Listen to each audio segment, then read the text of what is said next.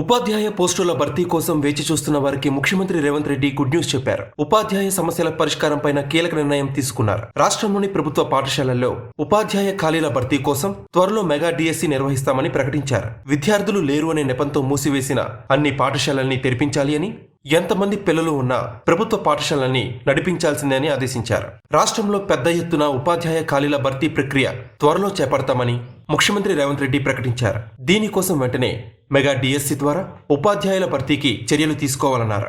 మన ఊరు మనబడి కార్యక్రమంలో ఇంకా మిగిలిపోయిన పనులన్నింటినీ పూర్తి చేసి రాష్ట్రంలోని అన్ని పాఠశాలల్ని ఉత్తమ పాఠశాలలుగా తీర్చిదిద్దాలి అని సూచించారు. ఇక ఉపాధ్యాయుల పదోన్నతులు, బదిలీల విషయంలో అవాంతరాలపై దృష్టి సారించాలి అని, వీటిని అధిగమించడానికి ఉపాధ్యాయ సంఘాలతో చర్చలు జరిపి ప్రత్యామ్నాయ మార్గాల్ని అన్వేషించాలి అని అన్నారు. విద్యాలయాలకి విద్యుత్ బిల్లులకు సంబంధించి కేటగిరీ మార్పునకు తీసుకోవాల్సిన చర్యల గురించి అధికారులకి సీఎం రేవంత్ రెడ్డి సూచనలు చేశారు. రాష్ట్రంలోని 10 ఉమ్మడి జిల్లాల్లో స్కిల్ యూనివర్సిటీల్ని ఏర్పాటు చేస్తున్నట్టు ముఖ్యమంత్రి రేవంత్ రెడ్డి తెలిపారు. రాష్ట్రంలో పారిశ్రామిక అవసరాలకి కావాల్సిన నైపుణ్యం గల ఉద్యోగాల్ని సాధించే విధంగా ఈ స్కిల్ యూనివర్సిటీలు ఉండాలన్నారు.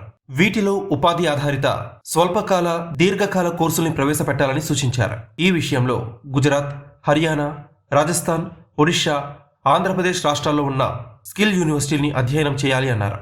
కొడంగల్ నియోజకవర్గంతో పాటు 9 జిల్లాల్లో ఈ స్కిల్ యూనివర్సిటీల్ని ఏర్పాటు చేయాలి అన్నారు.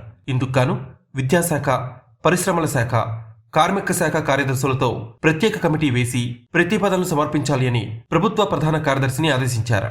యువతకి ఆధునిక సాంకేతిక పరిజ్ఞానంలో శిక్షణ ఇవ్వడం ద్వారా ఉద్యోగ ఉపాధి అవకాశాలు కల్పించడానికి టాటా టెక్నాలజీస్ లిమిటెడ్ ప్రతినిధులతో సీఎం సమావేశమయ్యారు. ప్రభుత్వ ఐటీఐలలో ఉన్నత ప్రమాణాలతో కూడిన ఆధునిక కోర్సుల్ని ప్రవేశపెట్టాలి అని ఈ సందర్భంగా ఆయన సూచించారు. సాంకేతిక కోర్సుల్ని పూర్తి చేసిన వెంటనే ఉద్యోగం, ఉపాధి, సొంతంగా పరిశ్రమల్ని ఏర్పాటు చేసుకుని పారిశ్రామికవేత్తలుగా ఎదగడానికి ఈ కోర్సులు ఉపయోగపడాలి అన్నారు. కాలం చెల్లిన కోర్సులతో యువత సమయాన్ని, విద్యని వృధా చేయకుండా అధునాతన కోర్సుల్లో శిక్షణ కోసం చర్యలు తీసుకోవాలి అన్నారు. టాటా సంస్థతో ప్రభుత్వం కలిసి పనిచేస్తుందని తెలిపారు.